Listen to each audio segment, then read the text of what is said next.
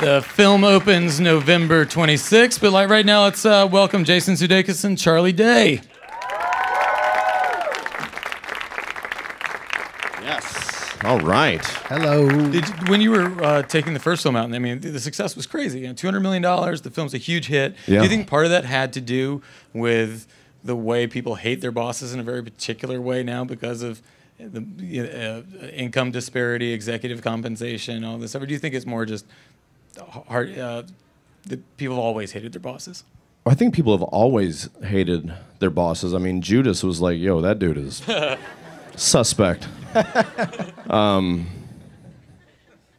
You know, but Again, Judas, hey, I'm not your boss. Yeah, right? I'm not your I got a boss. lot of ideas I'm to just go into the saying. book. You can Yeah. try to put some ideas in. But, give me a gospel, yo. Matthew. All right. but get my back, man. but I think I think so. But then you're playing an armchair quarterback. I think what people really liked was seeing three guys that maybe they liked from their various TV shows add up to one character, and then they like movie stars and Oscar winners and Jennifer Aniston talking about fucking people and stuff like that. Like right? Yeah. Like. Let's not be crazy and say that it's based on society's situation that they're like I need a way to I need this satirized immediately, otherwise I'm gonna blow my brains out. There's a good release date and some of the tent poles that summer didn't do as well as they wanted to. Yeah, that's a lot of it too. And it had legs. Love to shiny colors on the poster. Yeah, it's all that stuff. Give it up for those geniuses. People walk towards it, shiny. So back to your original. So that was one thing that we thought that they liked is the three of ours chemistry and the way we sort of played our jazz together. But then also obviously like I said, the other people on that poster, that are all of which that being Jen and Jamie on this poster again. And then because of the success of that first one, both financially and certainly not critics, but like definitely fans, as box office would dictate, they liked seeing we were able to get another double Oscar winner in Christoph Waltz and frickin' Captain Kirk, a bona fide movie star. It's like I'll segue into our clip there. Yeah. The setup for the new movie is they decide to kidnap the son of the head of this big corporation. After he rips us off for $500,000. I mean, not just again. Yeah. It all has a dramatic. He deserved to be kidnapped. Yeah. Then there's karma payback here. So let's take a look at that first I'm not clip. defending it. Jason Bateman, ladies and Yeah, he's gentlemen. the funniest. It still makes me laugh. I saw him do that 20 times. Yeah, and he got me every time. Every time. I'm glad I'm not on camera for that. Are you 'cause- kidding me with this? Yeah, he's so He's good the like funniest straight man in the world. I feel like I read scripts and I'll read like a dramatic script and I can kind of get it. Why? and I can Why are see if you it's reading good. scripts? What are you doing? What are you doing? I sneak and I try to see what's coming up Yeah, that's true. sometimes. I get you. I Yeah, do a I'm little bit with of you. that. And Sleuthing. Investigative journalism. somebody's pitching me a profile of one of you guys. I Yeah. got to see what you're up Yeah, to make next. sure. I love like it. trying to figure it out. And I have so much trouble reading comedy scripts. They don't, because I feel like I can see the drama a little easier than I can see the comedy on the page. I have trouble reading them too. Yeah, I'm with you. When you see a scene like this, what does it look like that makes you think, okay, we're in the place now where we can make this movie? It's going to be funny. Ooh, Charles. Well, I don't remember where that scene even came from. You know what we did on this movie was we did a lot of rehearsing and actually just sitting with the writer-directors and pitching things. So every scene, we'd already talked about it for weeks and weeks and weeks. Yeah. So Rehearsing sounds has such a weird connotation. Yeah. It makes it feel like we show up there dressed in like all black, Yeah. and we explore the space. Yeah, with a a skull. No, we wrote. We sat around a table. Well, you the don't three want of to. us. Yeah, and we did some writing with them. So is there a legal implication that I I'm? don't know. I'm just trying to take credit. I'm not trying to take credit, but Sean and John were there, the credited writers, and then they typed it all. Yeah, they typed We it just out. said the words that they typed. No, but I mean- it's true. So with the first movie, we were very. It was a very flexible sort of dialogue with what the words were gonna be. Yeah, they put you like in a space. So like writing isn't necessarily dialogue, especially in comedies. It's about like building this tension or this situation, the dramatic arc, if you will.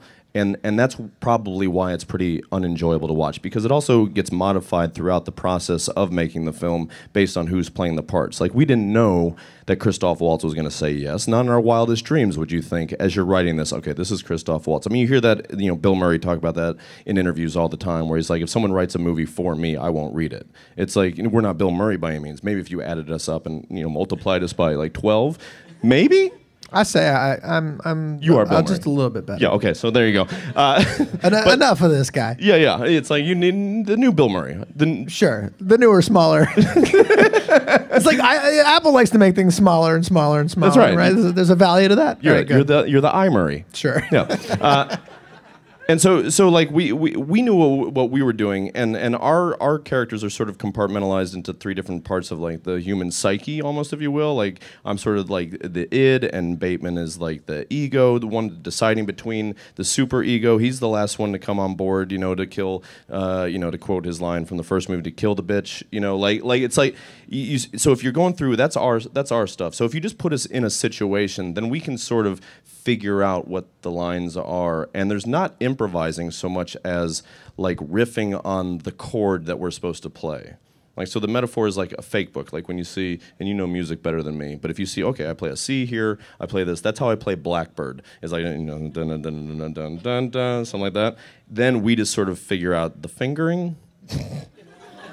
In context, that's we correct. fingered both movies. Yeah. As a threesome, Yeah. you've To a third act climax. Yeah.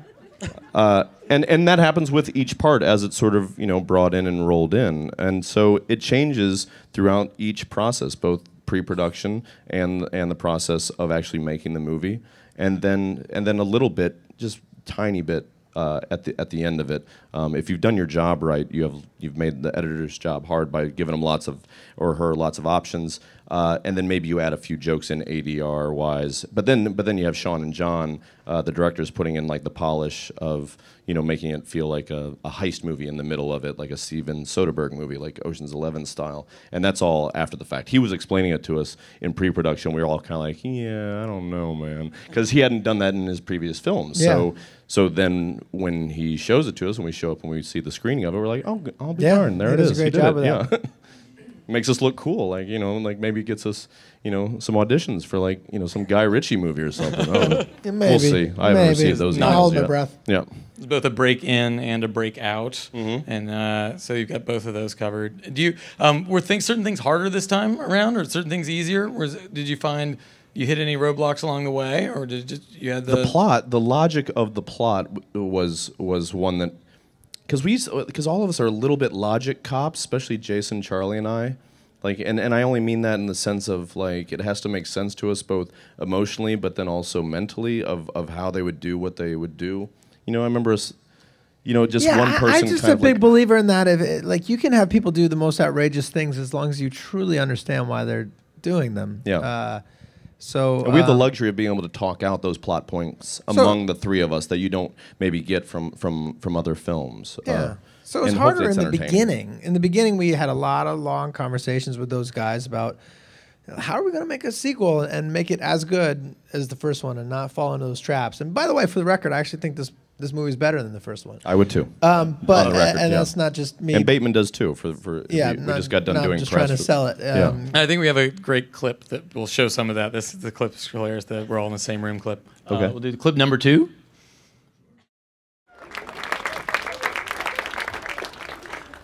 Yeah. So that's not the stuff. That's what happens in real life. That's not Steven Soderbergh quite yet. But yeah, that's three dummies trying to do something. That's the three dumb men trying to do something serious. Yeah. It's always funny. And you've got new villains this time. So we revisit with Spacey. We We've see got him for a little Aniston's bit. back. Yep. Jamie Foxx is back. Yep. And then the new additions are Chris Pine and Christoph Waltz. You want to tell a little bit about their roles in the film? Yeah. Well, yeah, so they're the guys that we go into business with, and they steal our company from us. Yeah, they're from under us. investors. They're great. Christoph's a pretty scary guy. Intimidating. Like, guy. not scary. Like, he's not big and scary. He's just kind of like... No. Just, moving, like he lurks around. Yeah. He has no shadow. Yeah. Fun fact. No, and then once he turns that on and it's directed at you in a scene, it's intimidating. I think we all got it a little bit from him in the movie. I mean, like the. No, he's a jokester off camera, but they're German jokes, so they're. Yeah. But he's charming, and then that Chris Pine is a pretty talented guy, and I think he borderline steals this movie. He really was great to work with. He's a real butterface, though. And yeah. Well, most of that people don't realize is done in the makeup trailer. He comes to set. He's got black eyes like a shark. Yeah. They have to sew that hair in thread by thread, but they make him look all right. They do. It comes together on film. Yeah, he comes to set looking like the Crypt Keeper. Yeah. Laughs like him too. Yeah. It's like, oh, Chris, shut up. But yeah, I already sort of touched on it, but it's so flattering when you make this silly thing, and then it does well the first one, and then you get this caliber of people saying, "Yeah, I'll do it." I mean, they got paid, right? They got compensated. We don't know how much. But I don't know. Yeah, maybe not.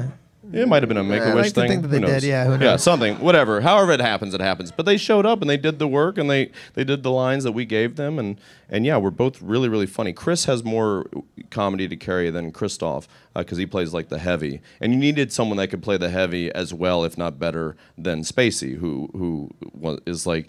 I mean, that's the movie. That's the spin-off movie I want to see. If not a Motherfucker Jones, like we're gonna do this like the Marvel universe. So Motherfucker gets his own thing. You get an origin story, and then you get Spacey and Waltz. Oh man, just facing each other like that, and it's just one scene, them in a diner, like that scene in Heat. Right. And it's just the two of them break just each other. Put them in capes, give them some sort of electric hammer. Perfect. Yeah, that's what Writes people itself. want. That's what they want to see. Should we see that trailer? It's clip 7? No, I don't know. We do have a Spacey clip. That's our last clip here, so let's take a look at Spacey. So we have, one of our big things for the second one was to see the first one wasn't 100% necessary, although that has the 50 states barrel line, which is a line I say in the movie and have an argument with Jason about it being a real saying or not. So there's like, I would say probably about 5 little Easter eggs in there. So if you know the first movie well, as we did, because we were in it, then there are little things, but by no means is there anything in there that you're like, I don't know what's going on. Pause the movie. I got to go to Wikipedia and see what's up. So don't feel like you got to do homework before this one. Yep. And Aniston's back and after you both this time. She seemed like a lot of people were surprised by the first one, how far she went with the comedy, and people should know she takes it even further in the second one. Were you kind of surprised how game she was to go even kind of more graphic and be a part of the sex addicts? Were you surprised? I mean, you got to take out of consideration. I don't know her personally before the movie. Yeah. So. The first one certainly was surprising to people. I know that was part of the intent of both casting her and even her decision to do it. I think that's and cool on her to do so. Like now, she came up with some of her some of her own lines. She was the more the merrier, and she also had like it sort of dialed in as to what Julia would joke about and not joke about. And she's not joking. That's the thing. Like she's joking because she's an actress in a movie, but the character is dead serious about wanting to bone the living hell out of Charlie's character. Like it's like to a pathological level. Sure. Yeah. I mean, not that you don't deserve. What are you saying? No. Merely that she really means it. That there's no wink whatsoever. We all are seeing the situation and saying that's hilarious that she would want to do that. But Julia... Yeah, no, she believes it. You know why it's not shocking is because when you're there and you hear take one, maybe it's a little like, oh, wow. And then take two, you're like, do you think you should go up on cocksucker or go down when you say, and then like take 8, you're like, now do you want to like assault me from this angle? And then you get bogged down in it, and then you step outside of it, you step away from it, you're like, oh, right, that's Jennifer Aniston talking like a sailor. And I think even sailors would be like, no, we don't. They're Like, come maybe on, some, man, yeah, it's yeah. about time. Right. That's It's like it's about, you know, how the common knowledge is that sex scenes aren't sexy. Like, it's not shocking to hear someone refer to the male penis as a bomb pop and talking about which color they would go to. That's just good writing, you know. It provides a visual. And Yeah. all three of you have had such good chemistry on these movies. Do you find that you have a similar set of comedy influences between the three of you? Yeah, mostly. Yeah, I think so. Yeah, except one of ours, I think, is actually Jason Bateman. The guy's been doing it for so long. Yeah. I mean, I would say that to him, and I think he's always surprised by that.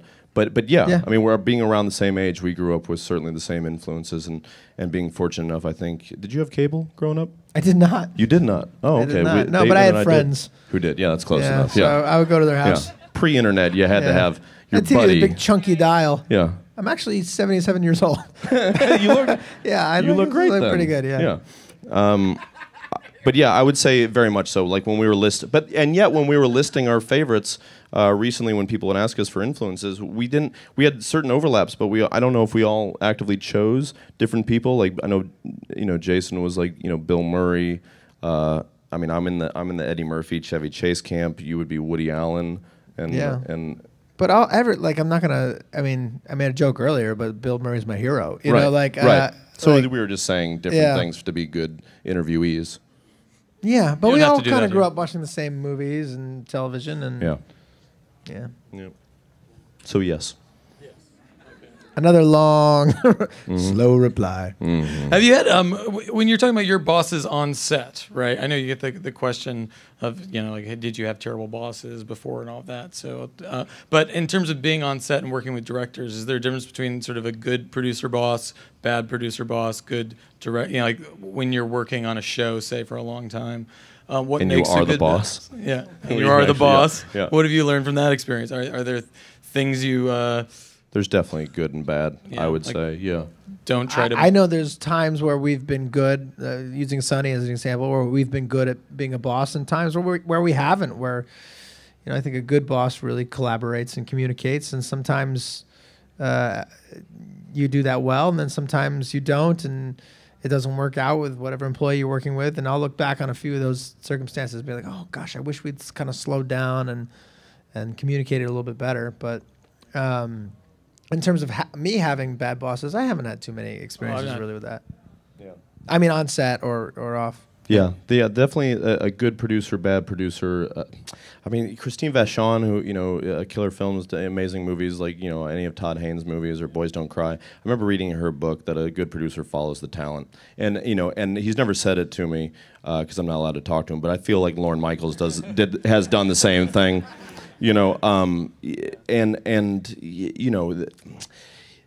They usually have, if they have got a good brain in there and their intuition is stronger than the baggage as an artist, then you can usually get something out of an actor, quote unquote, the talent that you can't get from anywhere else, because they're literally embodying this thing. Even something as bright and colorful and as broad as Horrible Bosses too.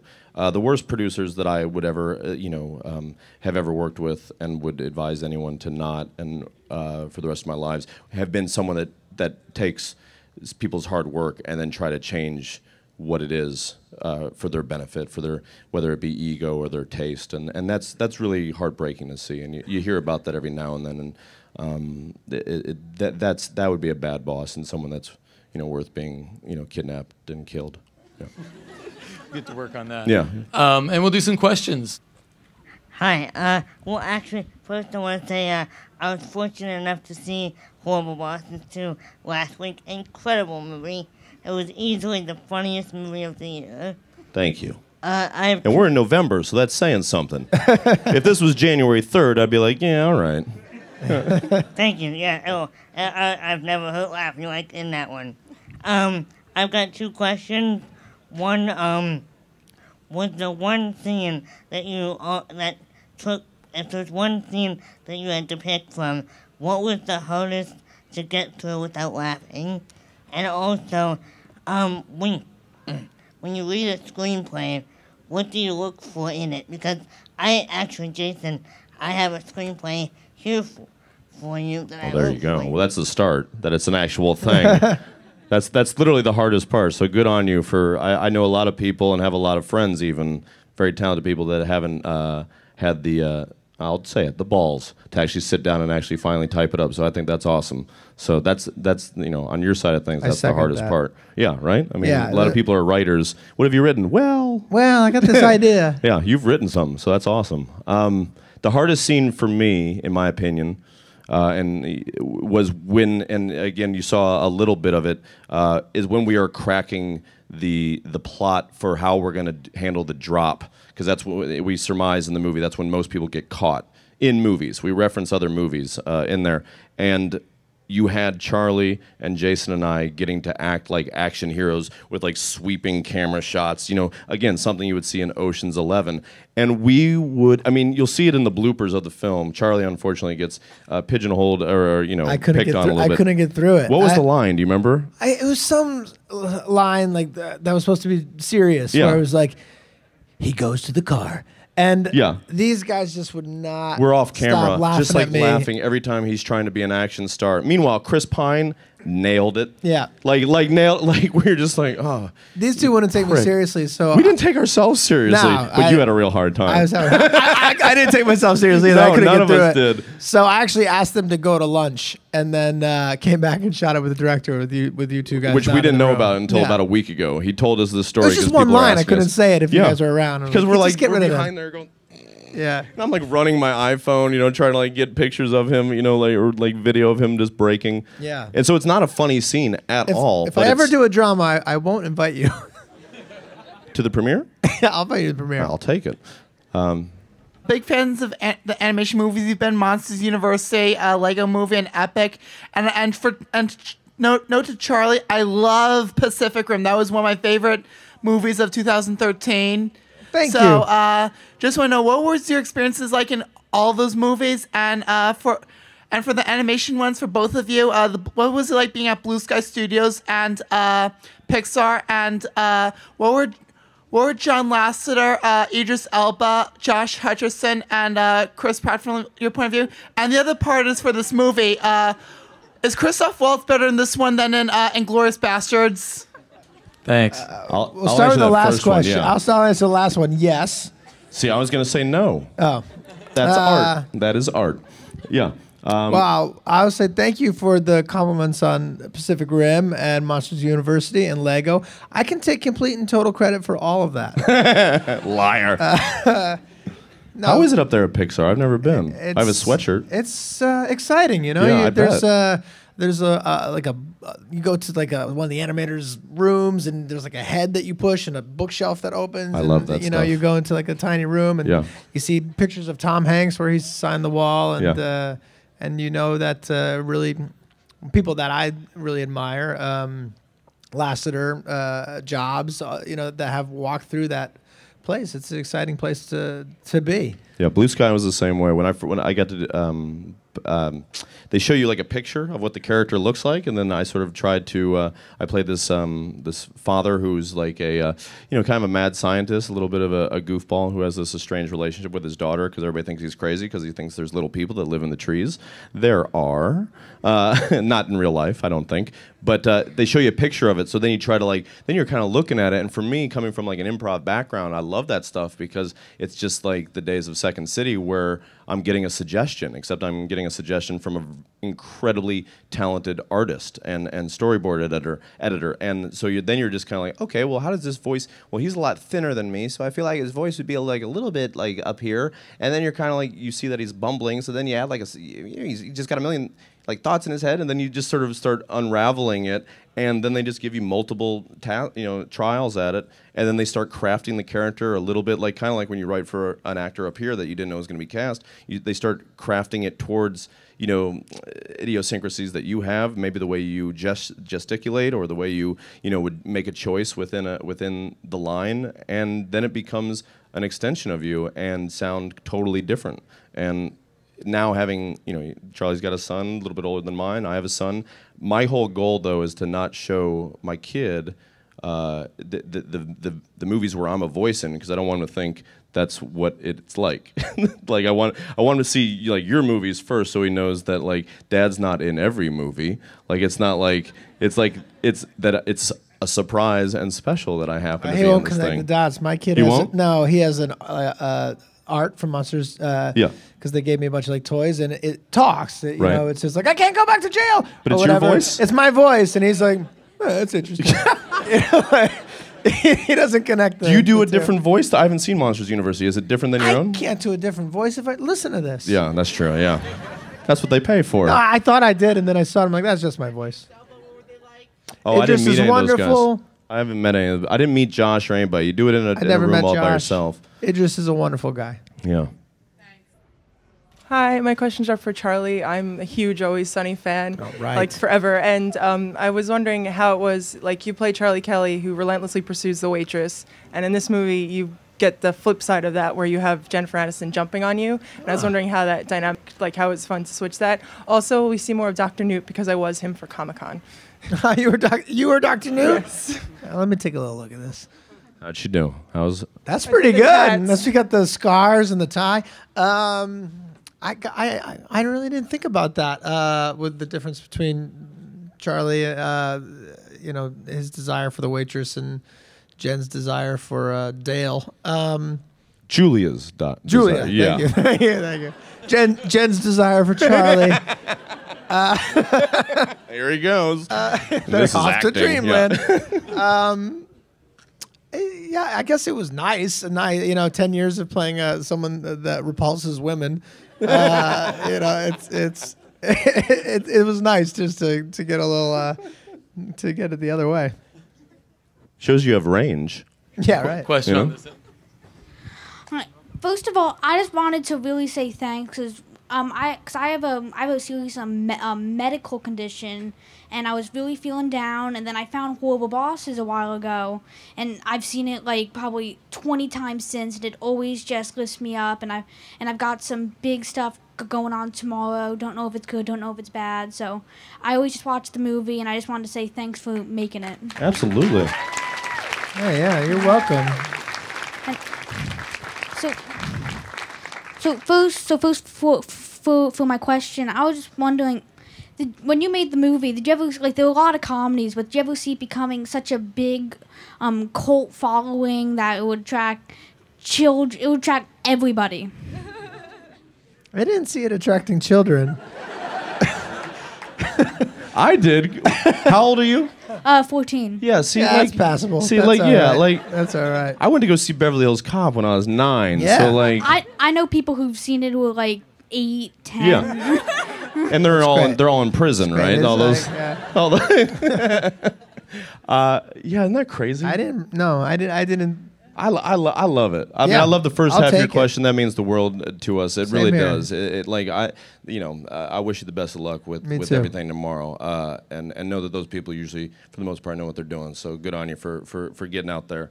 But like, the fact that I love it. I love that little kids, like 14 to 8, go see things where we say shit, piss, and all that stuff. Yeah. I love it because It's how I learned to be a man. Yeah, really. I was Yeah. the oldest. I had 2 younger sisters, and my older brother, was Michael Keaton and Bill Murray and all the guys that were Eddie Murphy. It was TV, it was movies, and it whatever trouble you're going through, it gets better. Like that's just not just for the things that phrase is usually reserved for. It's literally everything. Like you can, it's fun. It's fun. Like the further you go, it'll be fun. Thanks. And I was wondering if you could please sign this No way, for dude. me. No way.